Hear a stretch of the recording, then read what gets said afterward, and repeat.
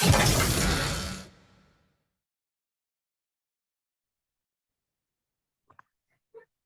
day, folks. Hey, this is Dr. Terry and Tom, and we're here with the Metaphysical Mysteries again. And we have with us today our guest, Dr. Sunshine Frost. Yes, that's a real name. It's a real name. She's a real person. She's also known as a spirit doctor. She's done over 150,000 psychic sessions, but we're here to talk today about some of her projects that she's doing with some books, and particularly working the Akashic records and trying to do healings related to the Akashic records. And then probably we have a little bit of time, we're going to talk about your kids. And she's got some work she's doing for the little ones as they're coming up to help the parents get them in the right spot and kids do the right thing and so forth. So Sunshine, thank you for being here. I'm so happy. Thank you so much for having me. Fantastic. So you want to give them a little bit of a background? Yeah. Hi, everybody. My name is Sunshine Frost. They call me the Spirit Doctor. I do have a live show, and I kind of stumbled into this work. I actually went to school for medicine. I studied emergency medicine at BYU. I went on to become a surgical technologist. I was an operating room technician, 91 Delta in the United States Army. This was definitely not on my list of things to do or to be. I came from a Mormon background, so we definitely didn't get into channeling or psychics, mediums, or spiritualism. However, I loved what the church taught about the Holy Spirit and the gifts of that. So I always just kind of fell under that umbrella and assumed that these were intensive gifts of the Holy Spirit, which I do still believe that to this day. But as I was working on a 10-car pileup, I had some of these gifts as a child, but they were very spontaneous. You know, when you know the phone is going to ring, or you can just kind of feel a package and know what's in it without having looked, and you get accused of cheating at games. You know the numbers, or you know the colors, or oh my gosh, Sue's going to walk through the door, and then Sue walks through the door, or Jason's going to call and Jason calls. Or if you know somebody might be getting sick, you give a message, let's say to a parent, you should call grandma. Well, why? I just talked to her. I don't know. You need to call her. She's not doing well. And then the phone rings and there's this message that her mother is sick.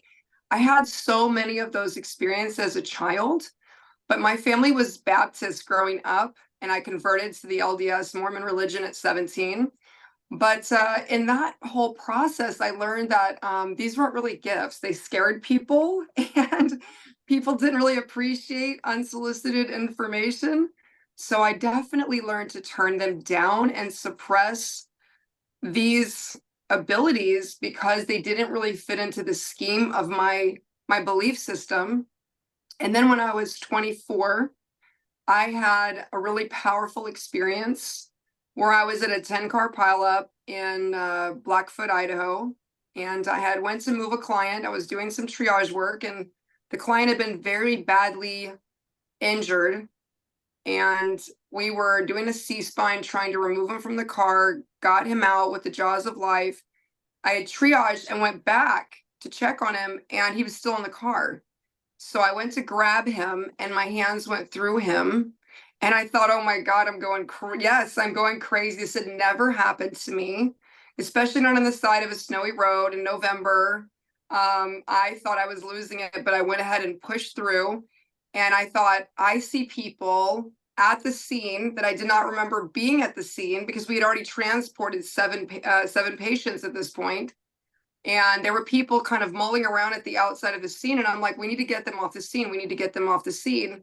I didn't recognize that I had been through a traumatic experience, which had allowed my mediumship abilities to activate very spontaneous, like a Kundalini awakening. That's not what this was, but it was similar in the fact that it was very spontaneous. It happened in reaction to my bodily trauma with being at the scene. And the fact that my mediumship abilities activate when someone is death or dying activates my gifts.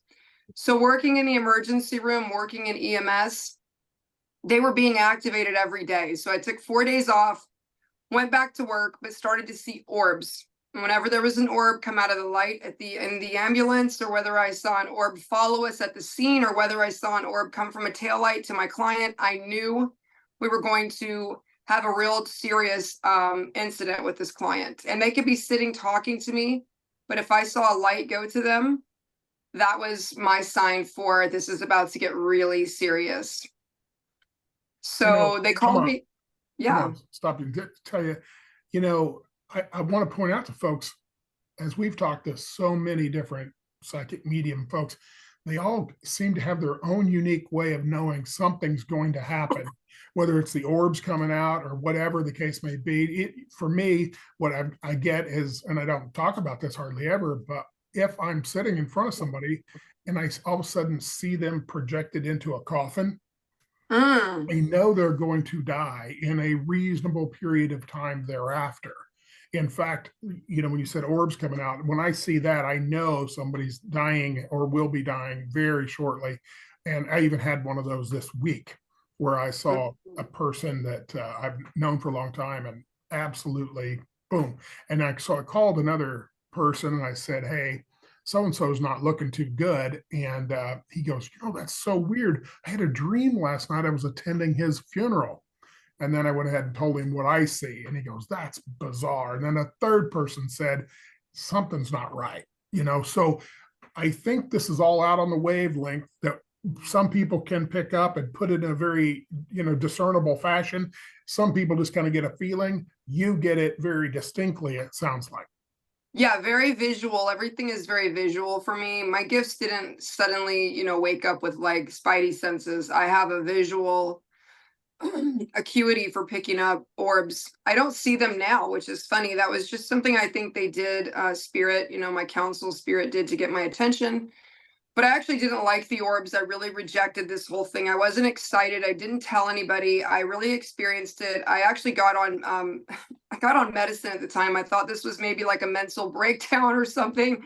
Like, why am I seeing orbs? And I was very upset that I could see this. And I thought, well, maybe I'm making it happen. Maybe I'm projecting to the client or to the patient rather that I'm thinking something bad will happen, so it will happen. So I thought maybe I was manifesting it. And that became a little bit of a fearful thing as because I certainly didn't want to have anything happen. So I transferred out of emergency medicine and I transferred into surgical technology. And for a while, I wasn't in that immediate danger field. I didn't sense that anymore. So I was so happy and grateful. And then what happened was I actually was in a patient's surgery. He was an 8-year-old boy. And I didn't know this at the time, but he was autistic and nonverbal. And he had came in to have tonsils and adenoids removed. And we got him under anesthesia. And within the first 6 minutes, he had malignant hypothermia, which is a deadly reaction to anesthesia, which no one could have known because he was only 8. This was his first time. And he was actually a Spanish-speaking child and he was nonverbal. So we had to get all the information, which I don't do that part as a surg tech. That's done by a nurse and all of the doctors and the pre-op team. They didn't know, there was no history of this. And so the child, I saw a light when I was scrubbing in. You have to scrub in, your nails, your everything. To set up the surgery, I saw a light go behind me and reflect in the metal sink that I was washing. And I thought, not again. I hadn't seen this in probably a good year and a half. This light goes in, I ignore it. I said, this is a healthy child. They bring in the patient, 8 years old. He looks completely healthy. He looks fine. They put him to sleep. I see a light as they are trying to do CPR to resuscitate him and trying to use all kinds of meds to reverse this action of his heart. It was, burning up and his heart was palpitating. And I saw a light go from the surgical light over the doctor into his mouth.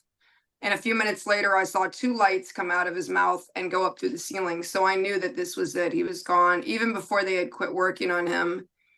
And I was sitting out there at the time I smoked. I had about 4 years where I was out there by the smoke shack in the back of the hospital. We all know there's like the little pagoda. Everybody's out there and they're like all in scrubs and you're thinking, don't you know better? But we, don't care at that point. So they're out smoking. I'm out there, and I see this woman, this, like I said, Latina lady with her older son, and she's just screaming and crying and it's reflecting off of the ER covering and you could hear her screaming and crying. And I feel this intense desire, like poking me up. If you've ever been to church, and they said, does anyone want to move with the Holy Spirit? Or if you've ever been in church, they push you to the pulpit, or you're supposed to go to the altar, you're supposed to give $20. There's that like feeling, like prickles. You need to get up, go do what I'm telling you to do, act on spirit. I finally got pushed down the sidewalk to give a message, and I tell the woman, your son is okay. And I realize I don't speak Spanish. She doesn't speak English, but the son, the teenage son, speaks it. I said, your son is okay, which was a terrible message because her son had actually just died, and she misinterpreted it to say that her son survived, which was a terrible thing. So I had to explain to the son, no, he's not okay. You know, he did die, but he's okay. And which then she starts to cry more. And I think, God, I'm terrible at this. I hope to God I never do this again because I'm awful at it.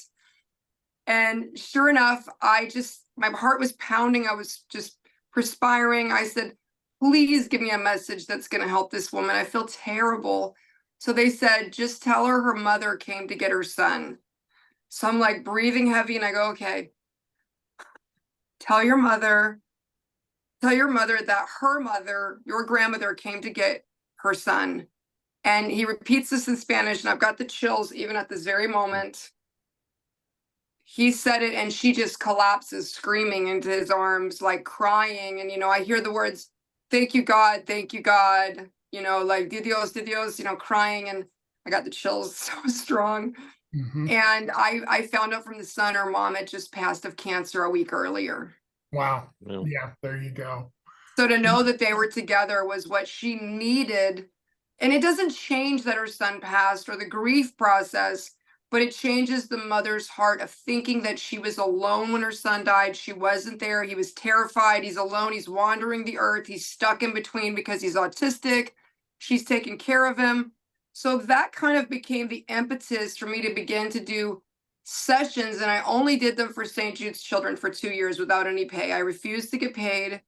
I didn't know if this was a good thing at that time or a bad thing. I just knew it was a thing. So right. I did them only for children that had passed of cancer, for the parents to know who the child was with, what they were doing on the other side. Was there any pets with them? I just wanted to ease the suffering of these burdened parents of thinking, I didn't catch the cancer in time. That's a big one. I didn't cure it. I didn't get them in. Maybe the treatment killed them. I didn't take them to Disneyland. There's like so much grief when they lose a child. I just wanted to alleviate even a small piece, plug something in so that their brain and their heart can process and integrate. And from there, I didn't want to do readings, but I lived in a small Georgia town outside of Savannah. People kind of found out what I did, and it just kind of spread. It kept spreading. Like, I did one. You did one for my sister-in-law when they lost their daughter, Lily. Can you do one for me? I lost my mom. I go, well, I only really read for children because it felt so pure. I didn't want to get caught up in the mumbo jumbo of the spirit world, to be honest. Sure. I didn't really approve of tarot or psychics at this time. I was still highly religious. And I still don't use crystals, cards, or tarot, just to say that. I still don't use that because it's not my gifts. It is for some. So I definitely have nothing negative to say. It's just not my process because I would have never accepted that from my religious dogmatic background. Let me ask you something. You said you saw orbs and things, and do you associate, because we've had a lot of our listeners that have seen orbs themselves, and we get the questions, what are orbs? And then the different colors of orbs. And we have some of them on our website where we've had orbs come walking through a yard or in the garage or whatever the case may be. Did you get a sense of what the different colors may have meant? Yeah, not at the time. I just, as I said, I really didn't. I had to be jump started like a car with two cables. I really didn't want to go into this work. I was super reluctant, and I was like, I don't want to read books. I don't care. This isn't what I want to do. I wanted to be a doctor. And this was so far out of the range of medicine that I knew that if I really went public with this, there'd be no chance for me to ever probably get into a medical school or a good, a residency. I would be poked, prodded, and picked on. So yeah, I did later learn as I became a channel medium. I quit trying to label any of this, quantify it or create it or make it something it wasn't. I just kept it really pure. I channel spirit, simply put. And I saw the orbs for the first probably 4 years. After that, I really don't see them. Now, people have seen them in my podcast and on around me, but I actually don't see them anymore because I've integrated into the work. So I clairvoyantly see everything through the pineal third eye. I don't see the outside of myself. It's all happening in an internal process as a channel. Right. But I saw the orbs that were angelic as a bluish green, and I saw human spirit as white or yellow. I've never seen demonic orbs, as people say, oh, it's I've never seen that. Thank God. I've just never seen any of that. And I believe it's the frequency vibrating at a certain reality. As you raise your vibrational frequency, you see less of that, you experience less of that, and you just don't have those manifestations, because without fear, low vibrational entities or beings cannot use you as a battery to manifest in the physical world. So since I do a prayer and a clearing thing every time I do a session, and it's been like that from day one, I've just never seen anything like that that was low vibrational. But I have seen many orbs. People have sent me photographs, and I can definitely tell. And I've even asked, why are they orbs? And spirit has channeled to me that in this dimension, we are in the heaviest physical dimension or plane, which is 3-dimensional, 2 to 3-dimensional. And that in this plane, spirit, like everything else, gets constructed into a small globe, because the energy is really moving at all these different rates. But with the pressure of this high density reality or dimension, it presses everything into a sphere, which is what the earth does. It's what kind of everything does. Water molecules do this. Hydrogen, I mean, every molecule is in the same format. So yeah, the different colors do mean different frequencies of vibration or different spirits coming through, and they manifest in the prism of colors that way. Yeah. So yellow, blue, green, and white. I've seen those. Yeah. I was, we've got some of them on the website, but I've got a lot more, of course.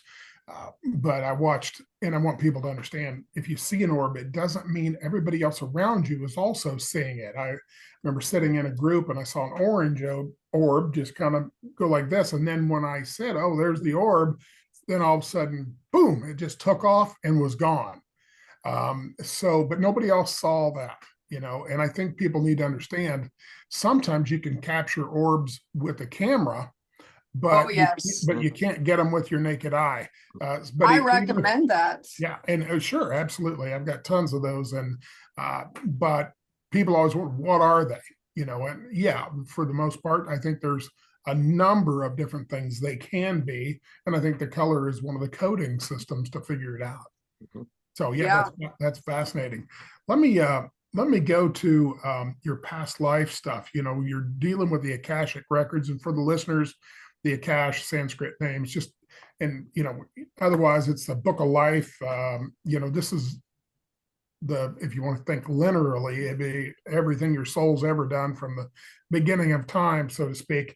So this is always a fascinating thing. And if people haven't had the opportunity to have an Akashic record reading, or past life reading is what we would call it, extremely fascinating. And of course, you have had traumas through those different lifetimes as you go back through history.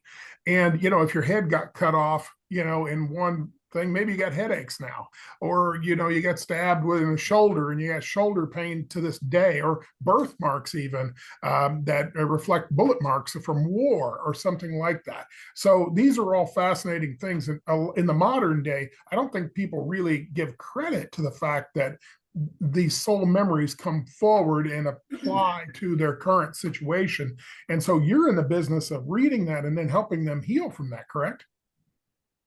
Yes, very much. So again, I didn't want to get into this. I didn't start doing this until very recently. About 5 years ago, I had my first past life download for myself. I was doing, not even 5, this was in 2023. So 2 years ago, I had an actual healing experience with a Native American healer who I work with frequently. Her name is Raina Energy Healer.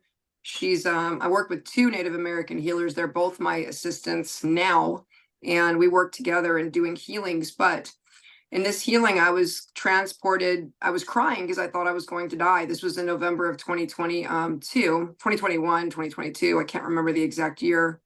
But in this healing, I was really telling my friends, I'm going to die. I feel like I'm going to die. I really am. I don't know why. I feel like I'm not going to make it to Christmas. My friends were like, why are you saying this? I took off a couple weeks of work. I was very upset about this. So my friends are like, you're really going through something. We're going to come do a healing on you. I had one at my head, one at my feet. And as they started to do the healing, I could just feel my heart begin to palpate with the energy. And I felt as if I died. I don't think I ever physically, because I was warm the entire time they were doing the healing. My body was ice cold and I was pouring sweat. My Native American healer, she was sweating, but she was very warm. And she said, your body got like ice cold, your feet got ice cold. And I was crying. And I said, I feel like I'm dying. And they just kept healing. Their guides told them, just keep healing her, keep your hands on her head and her feet, keep her energy in her body. And I had a very out of body experience, which if you've never had, I had never had it. I didn't want to do it. It wasn't something I practiced, but I was shown in a vision that I was with a group of people before I came here. It was not an earth life. It was as if it was a life between lives. And I was with some tall, very beautiful white beings. They could be angels, ETs, whatever you want to call them. But I knew that they were my parents and they had been with me through many lifetimes. I don't know if they incarnated, but I believe they were just watching over me. They had guided me through my lifetimes. They were keeping my records. And it was such a comforting experience for me growing up without a mother. I had been in and out of foster care. I never had a good home life. I never felt like I belonged here. So this idea of my mother and father being behind me, supporting me, and they were like Sunshine, which is my name. They said they called me a different name, but I knew my name at that time was who I was. They were like, it's okay, you've already done this. And I'm like, I'm dying. And they said, no, you've already done this. And I said, what do you mean? You know, telepathically, I'm communicating without my mouth to them, and they're right there with me. And they said, you died to be born here. Don't you remember? And they showed me a vision of my body in that world, in that dimension, not world, that dimension. And my feet got cold as my spirit was exiting to be born into my baby body here. I was very much crying and afraid there because I wanted to stay there, even though I chose this lifetime. I thought at the moment I was getting ready to transition, I wasn't ready. And I was so afraid, like, I'm dying. And they said, you always say that, like they're laughing, Sunshine, you always cry. You always say that and you're fine because part of your consciousness is not on earth. It's still in your oversoul, your higher self with your guardians. You're not all here. You're walking into this for the lessons, for the learnings, and each part of your energy will transition into this life. If you allow your awareness to deepen, more of your spiritual essence comes into body. If you have a spiritual awakening, a Kundalini awakening, a medium, whatever awakening you share or have, more of your spiritual energy comes in. So when I knew that they were with me and there was guardians that had kept every part of my record. So when I was a child and I had went through some sexual abuse and trauma, I had a guide that was just my friend during those years from 6 years old to 10 years old. I had a guardian. And she was a friend. I remember her name. I had played with her mentally, thinking that she was a real person. And she was on the other side. She had my memories, but it wasn't the bad memories. She remembered the games I liked, the food I liked, the tree I liked to hide under. And we used to pick honeysuckles and eat them under the tree. She had carried all those memories for me. And I felt like I was reuniting with an old friend that I didn't know I had. And when I was, my teen years, I went through a time when I was very hard on myself. I had a little eating disorder, like most teen girls, maybe I was cutting or doing something not healthy because I didn't have healthy self-love. I had a guide that was with me just for that period of 12 to 14 years old. So I recognized I had about 40 guides already. And me being about 40, I had a guide almost for every part of my life. I had that. And they showed me that I had died to come here and that I was still alive there and that I didn't need to fear this life. And that life and death is just a transition. And basically it's as simple as getting up from your seat in a dark movie theater, walking out the door into bright sunlight. And that's as simple as the transition is. And you're from one place to another. So when I realized that, I came back with this experience and I didn't realize past lives were not part of my agenda. I didn't include them in anything that was real. I'm going to admit, I laughed at people that did this work. I'm sorry, because I have to say I've laughed at so many of these past life mumbo jumbos. I did everybody's Queen Sheba, everybody's Nefertiti. I've met 14, Napoleons. Oh, I was Napoleon. No, I was Napoleon. So I thought these people are really marginalizing society and taking advantage of things that cannot be validated. So my work as a medium is called evidentiary mediumship, and I actually offer 5 points of validation or you'll get your money back. So I offer a 100% money back guarantee on every session I've ever done, that if I cannot connect and I can't give you 5 points of validation, I'll give you your money back. Yeah, ethics is a huge issue in this field, and I thank you for saying that, because we had an entire podcast just on ethics. So that's exactly what we said should happen. Exactly what you just did. Yeah, I'm trying to raise the bar. I'd like to create a governing board. I'd love to create a governing board that actually has almost as if you have an Angie's List, but for those that work in metaphysical as supernatural fields, and that they have some kind, it doesn't have to be necessarily that they're credentialed, but that after 100 reviews, those reviews can be, actually sought through and see what is your refund policy? What is the policy if you can't connect? I don't want this to be something where people are vulnerable and they spend these high exorbitant amount of money for somebody and they don't show up for the reading, or they blame the client even more. I get angry when I hear people say, she said she couldn't read me because my energy wasn't right. She said she couldn't read me because I wasn't clear. Listen, I did readings for people that had lost their children. They were distraught, ready to jump from a bridge. Of course, their energy wasn't good and it wasn't right, but it never affected my ability to read for that child, because that's the connection, not the parent, but the spirit that you're connecting to. So I agree with you on that 100%. But when I came back, it really changed my perception that we really are eternal spiritual beings. And if something as simple as a rock can live for 1,000,000 years, why would Source, some sort of intelligent creator, create an eternal spirit that only gets 40, 50, 80 years to experience all that an earth life would have to offer? And even more, the question that really shook me to the frame was, what about these children that had passed at 1 year, 2 years, 5 years, 8 years old, at the prime of a very, innocent, beautiful period? Why would they only get 2 to 3 years on earth to experience the joys, the fundamental joys of being a human? So once I kind of deconstructed my dogma, I was then able to begin the channel process. And again, it happened very spontaneously. I did not ask for it. I want to reiterate, I did not go to school for this. There were people that are much more trained than I am at this. Past life regressionists are wonderful. I'm a fan of Dolores Cannon's work. Again, not what I do. I'll time out and say, folks, what she's talking about with Dolores Cannon. She is deceased at this point, so to speak, which when we're having these conversations, deceased and alive is a blurred line, but she's not embodying Transition. She's transitioned. And so she was a past life regressionist, did a tremendous amount of work, and there's a lot of data. You can find a number of things out on YouTube and other sources. So when she's talking about some of these people, I want to make sure folks can follow along and look at her. But those were standard regressionary, and I'm a past life regressionist myself. So when you lay somebody down and you get them into a hypnotic state and then move into the past lives, it's a slow, meticulous process. But what a reader is doing is kind of jumping over that to some degree, to a great degree, and getting the data themselves and then passing it forward, which is what Sunshine does. And there's others that do it, but it really opens you up to a whole lot of other things. Let me ask you something. I kind of want, this is on my mind, but when you've done these, is there one that you can think of that, the person had one of these lives that was, anybody would know, and you did your due diligence and you actually believe what you got was true, and this person was this character from the past that you and I and everybody would know? No.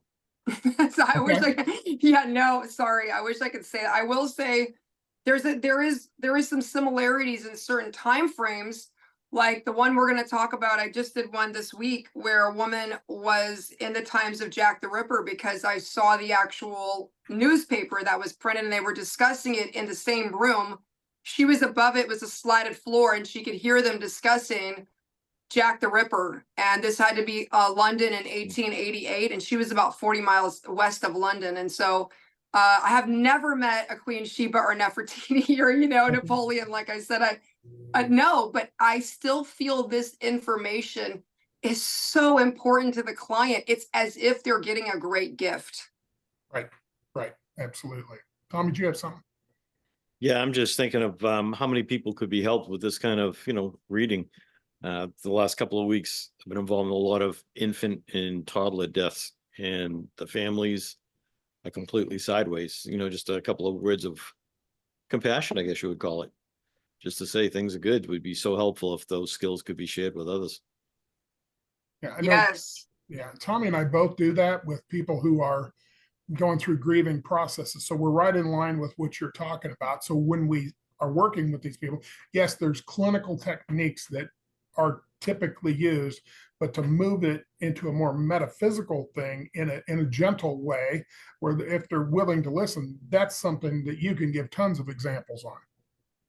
Yeah, so I call my work A and B. So A is spiritual transitions, and B is connective trauma that is storing in the cellular DNA.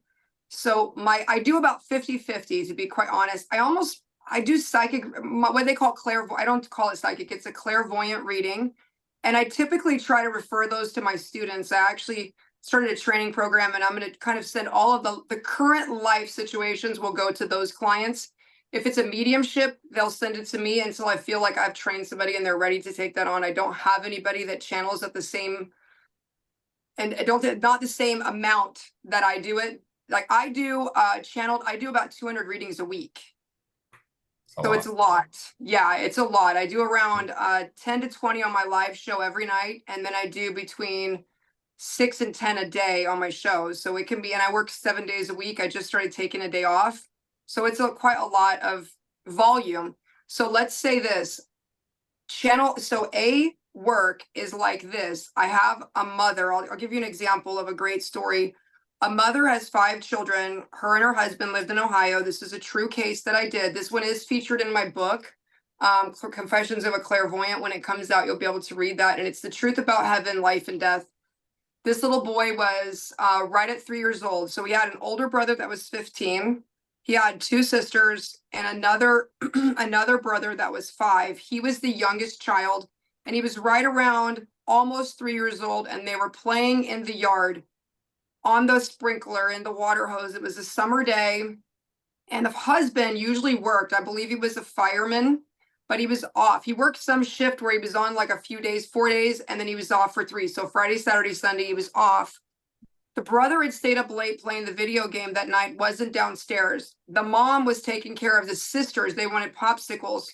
The father had the little boy's hand, was playing with them. They were walking to the mail Jeep. The mail was being delivered. The father was home to stay. Everybody was having a great day. The man had let go of his son's hand to get the mail, and he believed that his son had ran behind him to go back into the sprinklers because his mom went in the house to get popsicles for the 2 older sisters. He didn't. He stepped in front of the mail Jeep, and the lady was looking to the left, looking at the mirror, looking to the left. She could not see his head at the front right corner of the mail Jeep where he had stepped off the curb. For whatever reason, he stepped off the curb.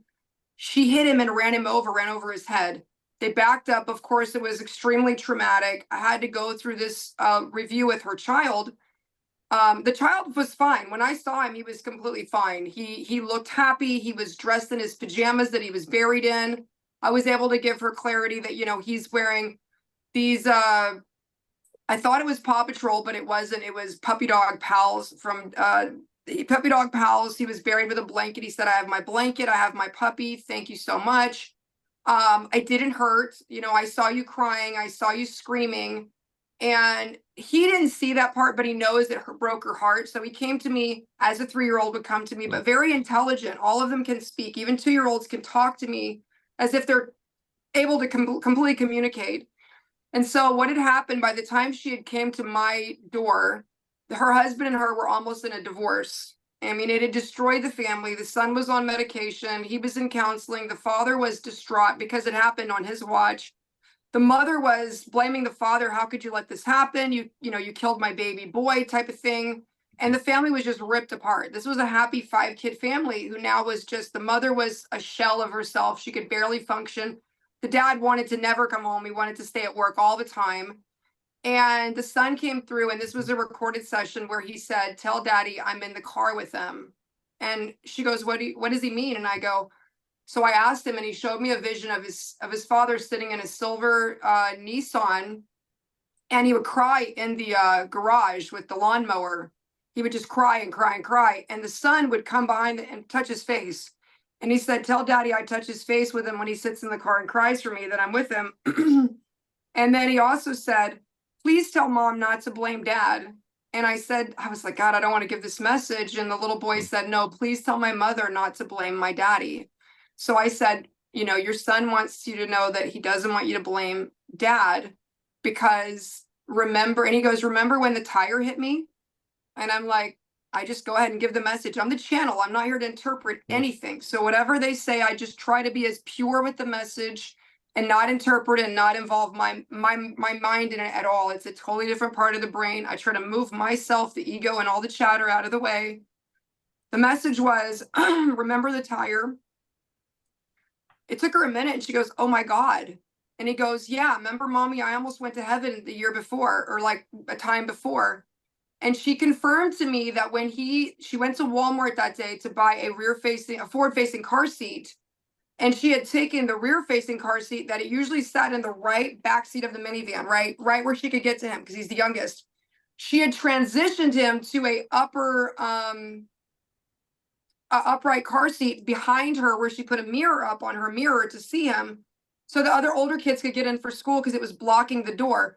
That day she was on the freeway, a fluke tire came off of a vehicle that was being towed down the freeway and busted through the side of her minivan window and took out the headrest, and would have killed him dead had he been in that seat a year earlier.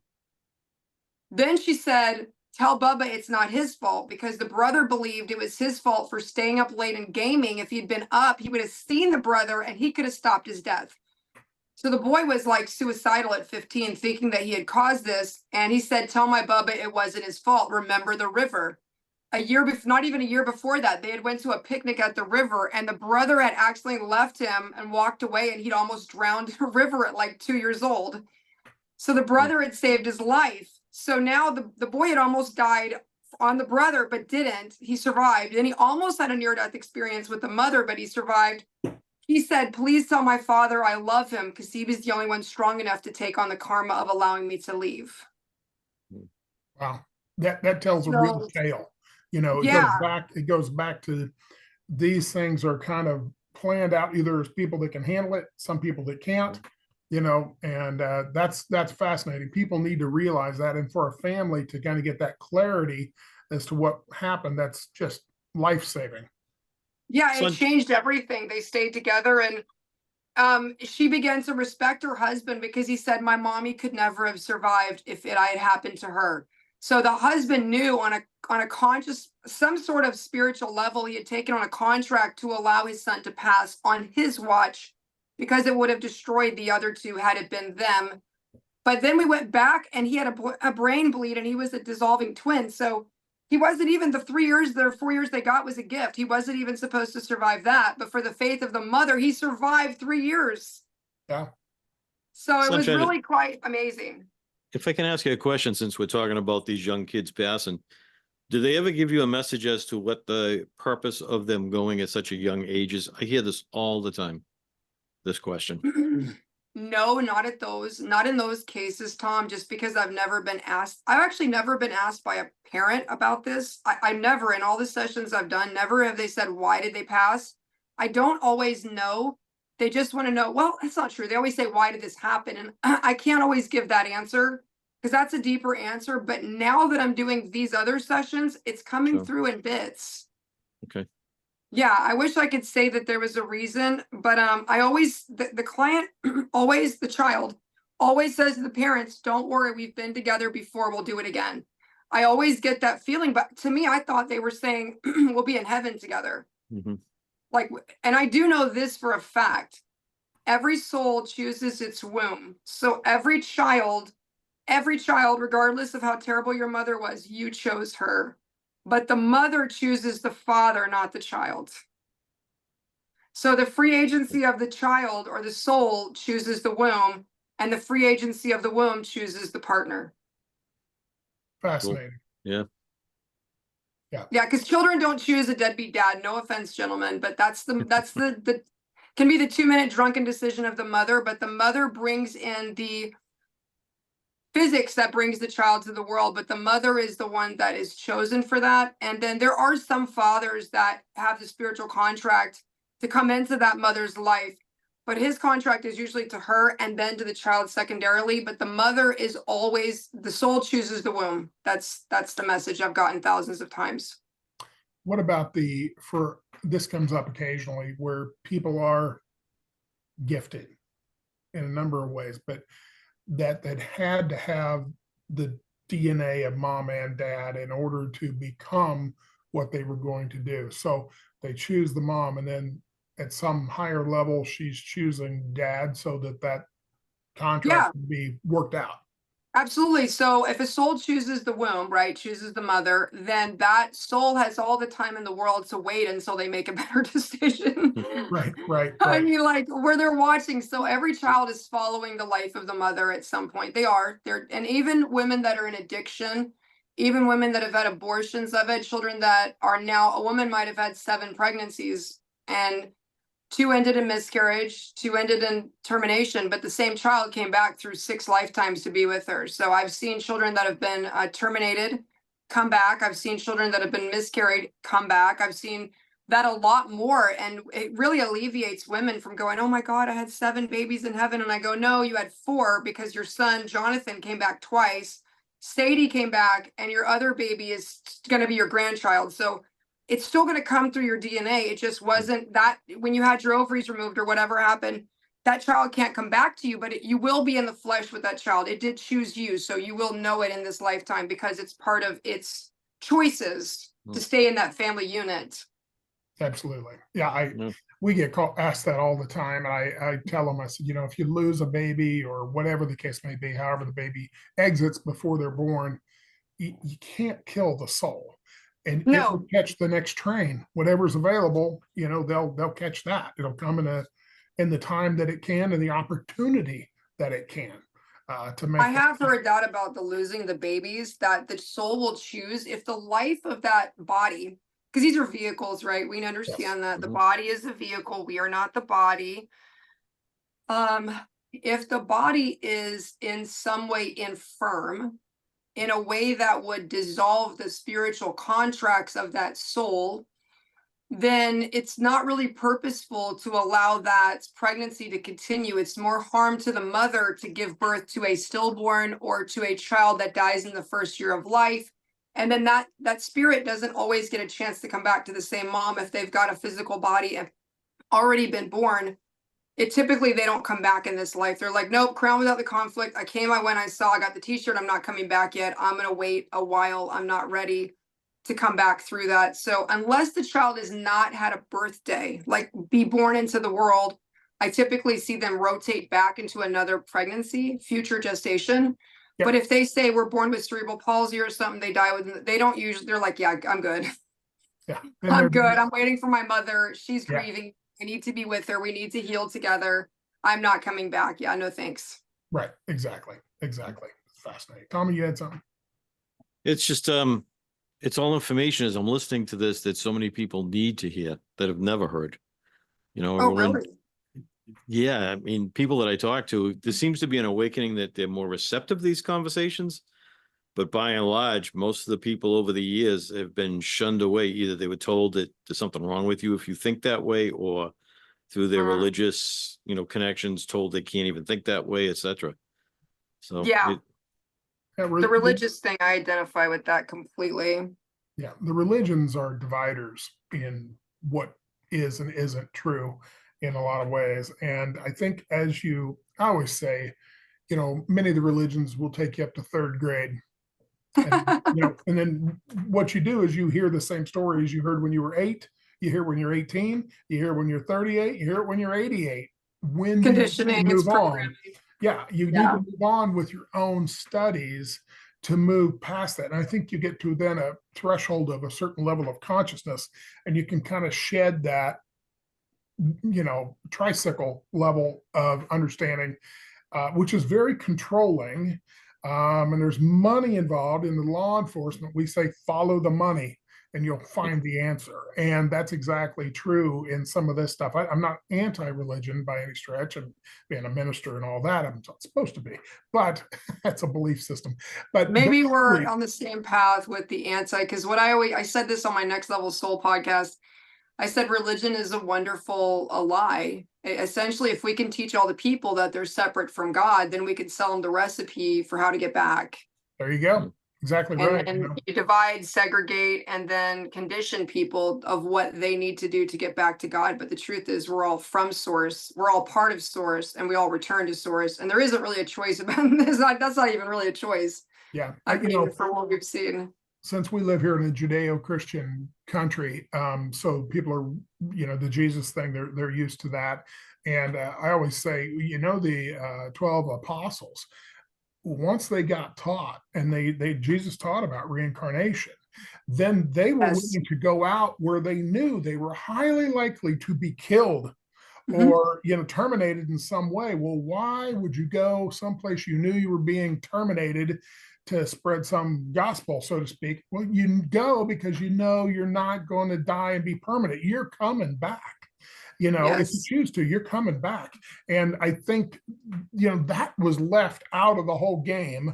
And when the Council of Nicaea came in and they wanted it for, Emperor Constantine's control, and we've built upon that since. But now people don't have to be so reliant on clergy anymore. They can go to the Dead Sea Scrolls themselves, right on their internet, in their pajamas, sitting at home, and they can study to their heart's content to find the truth about that and beyond the writings that exist in the world. If you go into your meditative state to the higher levels of consciousness, over into the other side, they'll give you the actual truth, not just what was written.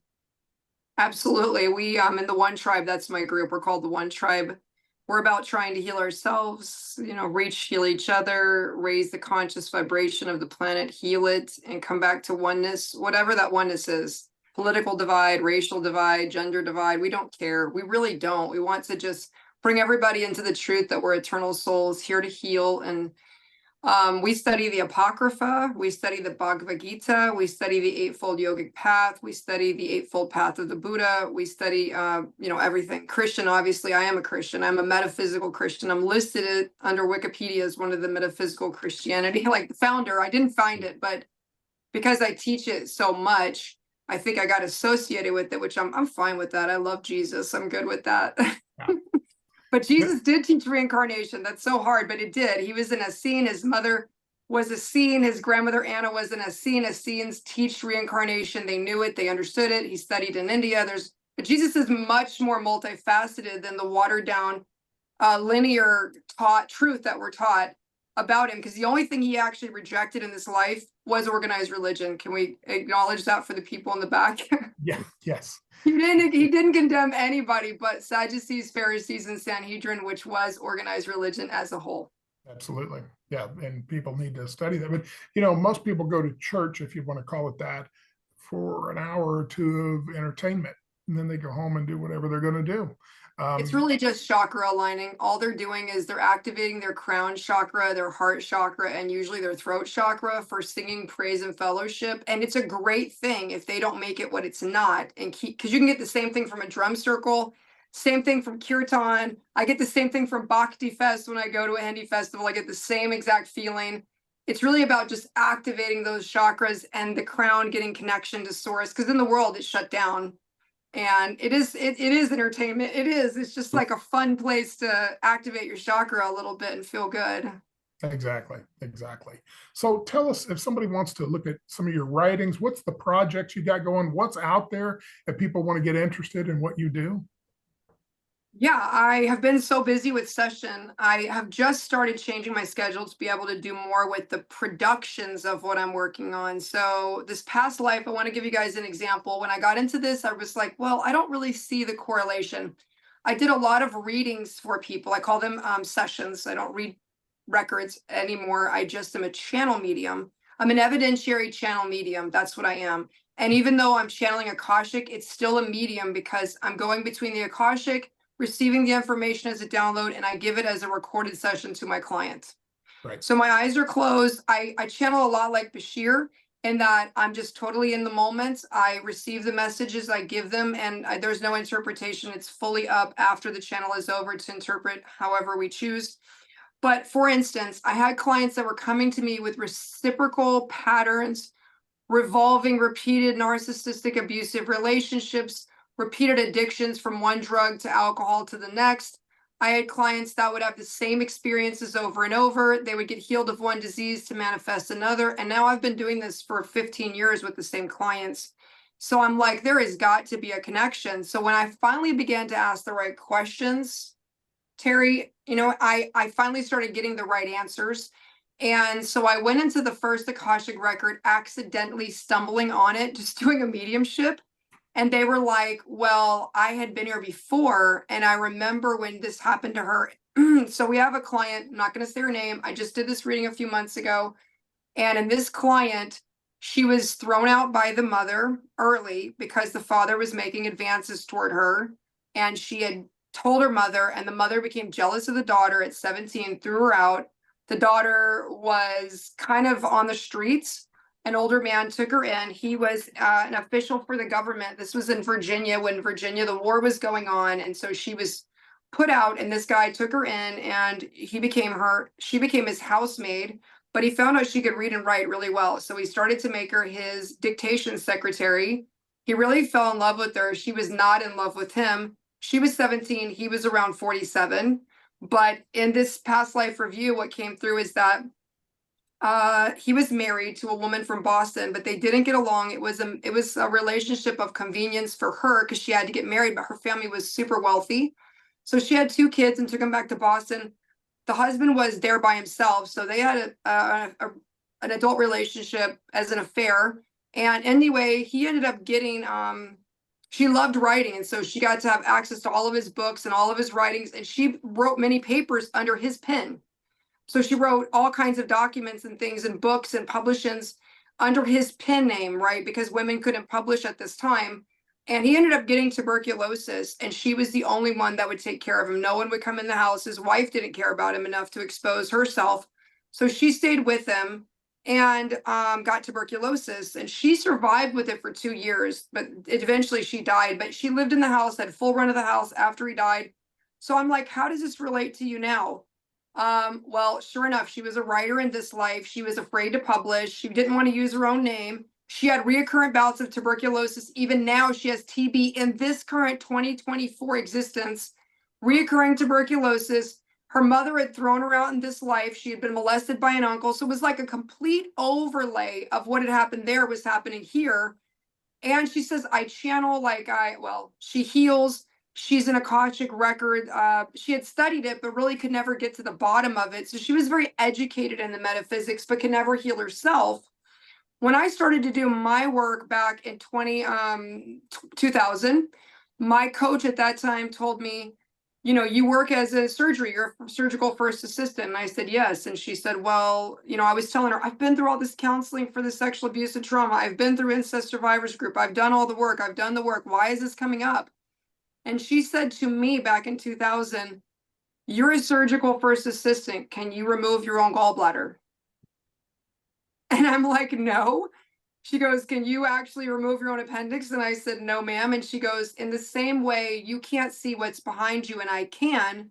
So I'm here to guide you on a process of self-awareness so that you can realize what you need to heal, and I will help you do it. I had no idea she was setting me up all that, 24 years ago to do the work I'm doing today, because we did it in a very conscious way of what I was aware of: trauma, abuse, neglect, abandonment. We worked through things I could remember. But with me, I work through things clients cannot remember, but it overlays their life. So that's one example. And then yesterday, I did a reading, actually just yesterday, with a client who had a download where she was pushed into prostitution by the father because the sister got married at 19. The younger sister was born with scoliosis, and this was in the 1800s. Scoliosis was considered very unattractive. So they had stuck a metal rod down her back and forced these cloths to be tied around the bar, and then the bodice over that. And since she was 7 years old, she had a metal rod down her back, and they put 2 wooden pieces in the front. It was horribly uncomfortable. It was terribly brutal. She lived with this and could never marry. At 17, she was invited on a date by a young man, just as a joke, was taken to the theater. The boy abandoned her at the theater. She walked home alone, was accosted by two men, was raped by both of them. They took the rod out. When they felt it in, they held it to her throat and kind of strangulated her a little bit while they did this. And when she came home and told her family about it, her father the next day had said to the mother in front of her, "Who would ever rape you? Look at you." So he didn't believe her. So it was actually the son of the print press maker in the town. And she ended up getting pushed into prostitution because the guy said that it was consensual and that she had given herself over to these two men right on the streets, and they had went behind the print press, and it just destroyed her reputation. So she ended up leaving and becoming a maid in this house, and then they turned her into prostitution. During this time, it was the time of Jack the Ripper, because I had heard one of her clients discussing the case. He was actually part of the police force, not in London, but 40 miles east of London. And this guy was into strangulation as well. So this is something she went through as a regular client. She ended up dying of an overdose. In this life, I asked her, what is the overlay? She has fear of strangulation. She cuts all of her shirts. The shirt she was wearing was cut. She doesn't allow anything around the throat. She had been molested in this life. Her father had said he would never marry her off. Same father in both lives, did the same mistakes. She had gotten into drug addiction. She had overdosed in that life, and she was working on it in this one, but had gotten clean and wanted to heal some of the trauma, but she couldn't figure out where it was coming from. She also has back and problems. She still has a messed up back and a neck problem. There was a girl that had committed suicide during her time that was only 13 and was sold into the prostitution house. She had sworn to this little girl, if you ever come back, I will give you a good life. And her daughter, Miko, who's now 13, was the same girl that had jumped from the building in that life. So, and she had an ex-husband that she convicted in 2021 of strangulation. And it was the same client. She in this life had convicted him, divorced him, got everything. So she had worked out that trauma. They had all come back again to work out this scenario. And it was just so, we had 16 points of validation between her past life and this life. The fear of drowning, the back problems, the addiction, the strangulation, the little girl coming through. I mean, it was so many things. And so now we work on the healing of that. So I think it's fascinating. I've never quite been this fascinated with the readings since I was a young baby medium. I call it a baby medium, when I was fascinated when spirit would give me validations and they would be right. And I was so excited. Yep. You know, like I had won a prize at the carnival, but now I feel so fascinated with the work. Yeah, absolutely. And for the listeners, this is what she's describing is exactly we're all going through some version of this. We, are having interactions with other souls to sometimes straighten out karma, or, building yourself, whatever the case may be. But this is not unique to this one individual she's talking about. We're all doing this in our own way. So I want you to realize that this is normal. It's not abnormal. And it's just how souls interact with one another lifetime after lifetime after lifetime. And eventually you clear that stuff out, or at least you hope you do. So, yeah. Tommy, So that's what I'm, go ahead. It helps so many people explain some of the situations they end up in their life. Like how many times we hear people say, why is this happening to me again? Yeah. Right. Yeah, that's what everybody says when they come for the past life. Why am I manifesting cancer again? Why can't I leave my husband? Why can't I leave my father? He was abusive. My mother's a horrible person. She's so negative. I can't stand her. And then we go back and we watch that, she was the one that let her drown last time. And now the mother is, so they've traded places. Yep. But Tommy and I specialize in drowning. We're both public safety diving instructors. So I'm glad you clarified that, because that didn't sound right the way that I came know. out. I was like, we're on the good side of drowning. So I was wondering, I was like, yeah, that was a great, thank you for clarifying, Tommy. That was great. We've taught that all over the world, in fact, and written books in that field. So yeah, so we got that. So now, as we wrap this thing up, if somebody wants to get a hold of you, what's the best way to do that? SunshineFrost.com. Okay, Sunshine. Just so simple. You can Google my name. You can watch there's about a little over 1,000 5-star reviews right now. There's about 600 on Setmore and about 315 on Google. And then I have a YouTube channel. Everything is under Sunshine Frost, just simple. That's my name. And you can book these past life sessions with me. They're on my website. You can also book the healings, but I recommend that you do not book a healing until we do the past life download, so that we know exactly if I'm healing something in this life, it may have overlay. So I always say, go with the Oracle. If you need to connect to a loved one, they will give me information of the Akashic, whether you need it. I've told clients, if they don't have the traumas, they don't necessarily need the past life if they just know what they're physically dealing with. But 9 times out of 10, clients that come for cancer are actually and I hate to say this, and I'm not saying you're responsible, but the bodies don't heal themselves. The mind opens and allows the healing to come through, and blockages stop that healing. So I do a type of healing that is a new earth type of healing. It goes through 64 perceptions of the body. I go through each and every chakra on every single level, past, present, and future, and we work through that to clear it. And then the body automatically heals itself when the energy flows in the right vibrational frequency. So everything can be found on my website. All of the books, if you book with me, then you're on my email list. You will get emails. And once the books come out, I'm sure I'll come back on Metaphysical Mysteries. We'll talk about that. The empath, it's called Empath Rescue, or 911 for children. It's about children that are born with empathic abilities. Even nonverbal communicators have these psychic abilities.